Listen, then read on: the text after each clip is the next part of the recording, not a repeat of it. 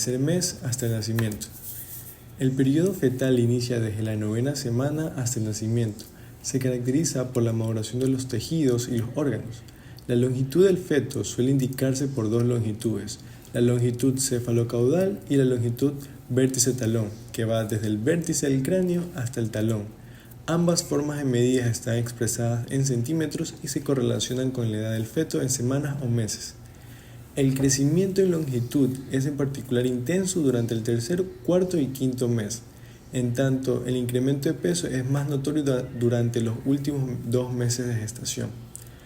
La gestación tiene una duración de alrededor de 280 días, es decir, 40 semanas, a partir del día del último periodo menstrual normal, es decir, la fecha de la última regla, 266 días o 38 semanas después de la fecundación.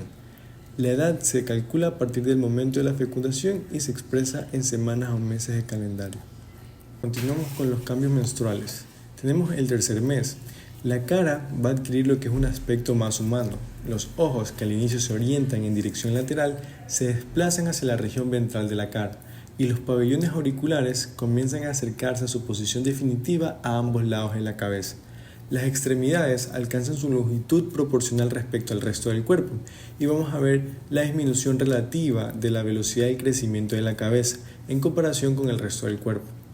También se identifican centros de osificación primarios en los huesos largos y el cráneo, precisamente a la semana 12.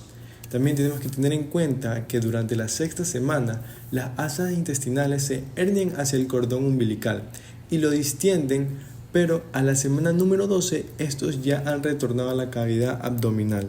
Al final de la primera mitad de la vida intrauterina, la longitud cefalocaudal es de alrededor de 15 centímetros, casi la mitad de la longitud total del neonato. Aquí el peso del feto se incrementa poco durante este periodo. Entonces, tenemos a continuación lo que es el quinto mes.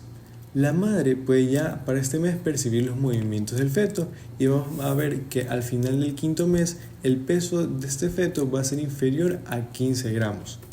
Luego tenemos lo que es el sexto mes, donde la piel del feto tiene una tonalidad rojiza y un aspecto arrugado, debido a la carencia de tejido conectivo subyacente. Los últimos 2 meses, el feto desarrolla sus contornos redondeados como consecuencia del depósito de grasa subcutánea. El cráneo va a alcanzar la circunferencia mayor entre todas las partes del cuerpo y al momento de nacimiento el peso de un neonato normal es de 3.000 a 3.400 gramos. Su longitud cefalocaudal es de alrededor de 36 centímetros y su longitud vértice-talón se aproxima a 50 centímetros y sus características sexuales están muy bien definidas. Ahora continuamos con la fecha probable del parto. La fecha probable del parto corresponde con mayor precisión a 266 días o 38 semanas después de la fecundación. La mayor parte de las concepciones ocurre cuando el coito tiene lugar en un periodo de 6 días antes de la ovulación. El obstetra puede calcular la fecha probable del parto agregando 280 días o 40 semanas al primer día de la fecha de la última regla. En mujeres con ciclos menstruales regulares de 28 días, este método es bastante preciso. Una dificultad adicional se presenta cuando la mujer presenta sangrado alrededor de 14 días tras la fecundación, como consecuencia de la actividad erosiva del blastocisto durante la implantación. La mayor parte de los fetos nace en el transcurso de 10 a 14 días de la fecha probable de parto. Si nacen antes de la semana 38 se les considera prematuros, si nacen después de la semana 42 se los considera postmaduros. Continuamos con el parto. Durante las primeras 34 y 38 semanas de la gestación, el miometrio no responde a las señales para el parto, pero durante las últimas 2 a 4 semanas este tejido pasa por una fase de transición para prepararse para el inicio del trabajo de parto. Por último, esta fase termina con el engrosamiento del miometrio en el fondo uterino y en el adelgazamiento de su tercio inferior y del cérvix.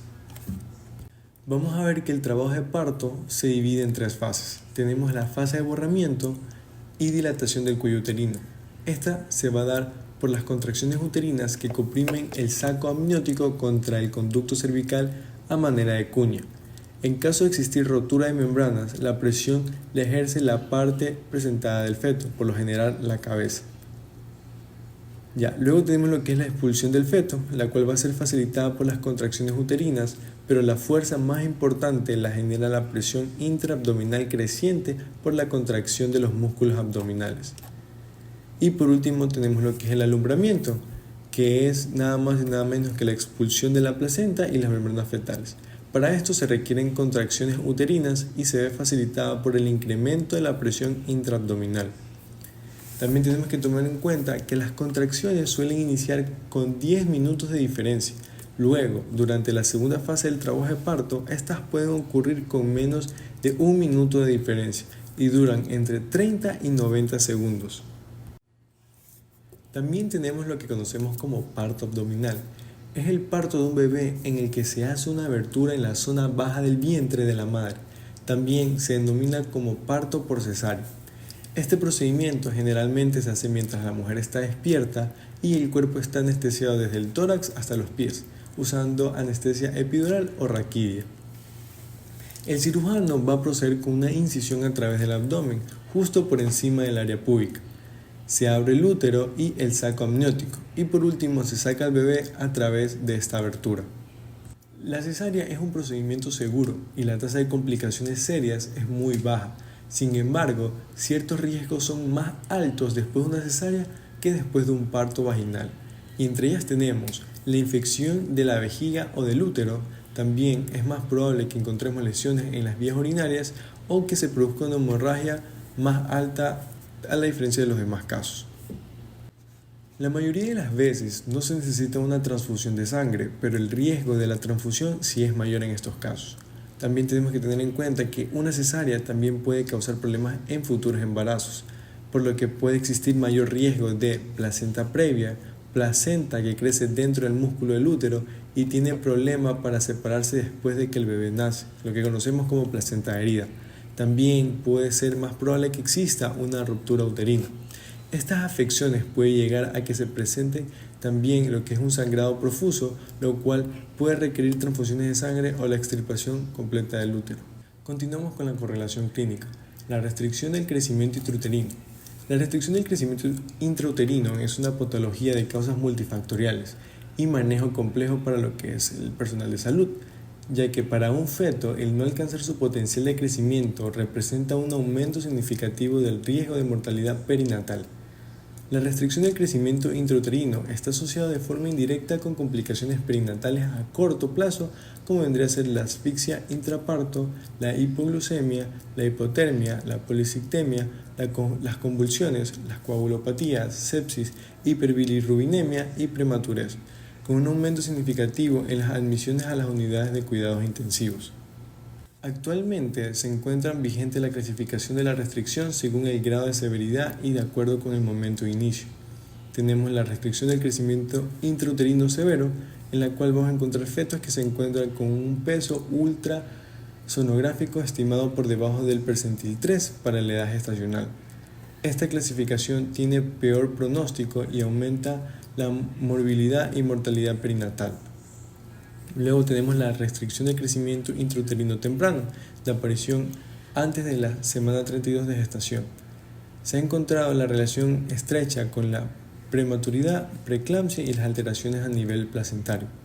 Y por último tenemos la restricción del crecimiento intrauterino tardío, la cual es la forma más frecuente, la que aparece después de la semana 32 y se encuentra también asociado a enfermedad placentaria, pero en menor grado que el grupo de la restricción de crecimiento intrauterina temprana.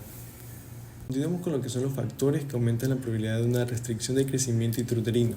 Tenemos lo que son los factores maternos. Primero vamos a encontrar lo que son los trastornos hipertensivos, los cuales se presentan hasta en un 30 a 40% de los embarazos, en los que encontramos esta restricción de crecimiento intrauterino. La preeclampsia y la hipertensión crónica complicada con preeclampsia se ha asociado con un aumento hasta de 4 veces el riesgo de obtener fetos pequeños para la edad gestacional.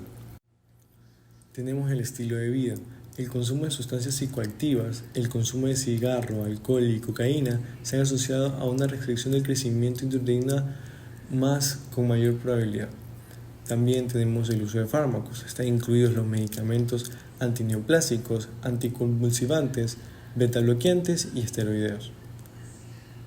Tenemos también lo que es la desnutrición, dependiendo de la severidad de la deprivación de nutrientes en la madre y del trimestre en que se presenten, serán los resultados sobre el crecimiento fetal. Continuamos con los factores fetales. Entre ellos tenemos las alteraciones cromosómicas, donde aproximadamente el 7% de los casos de restricción de crecimiento intrauterina se ha asociado con estas alteraciones cromosómicas. El 90% de los fetos con trisomía 18 cursan con restricción del crecimiento, comparado con el 30% de aquellos con trisomía 21. También tenemos las malformaciones. Más del 22% de los recién nacidos con malformaciones congénitas cursan con una restricción del crecimiento. El riesgo va a ser mucho mayor desde el 20% cuando se presentan 2 defectos, hasta el 60% en quienes presentan 9 o más defectos. Las malformaciones que más se encuentran relacionadas con esta restricción de crecimiento tenemos alteraciones cardíacas como la tetralogía de Fallot, corazón izquierdo hipoplásico, estenosis pulmonar y defectos del septo ventricular. También otras alteraciones como vendría a ser la anencefalia y defectos en la pared abdominal. Y por último tenemos lo que son los factores placentarios. Las principales entidades asociadas a la restricción de crecimiento son la placenta previa, los infartos placentarios, la vasculitis, la arteria umbilical única, la placenta circunvalada, la inserción velamentosa del cordón, tumores placentarios y angiogénesis aberrante. Lo que tienen en común estas alteraciones es que van a alterar la correcta nutrición del feto en desarrollo. Entonces, esto ha sido todo por el día de hoy. Muchas gracias.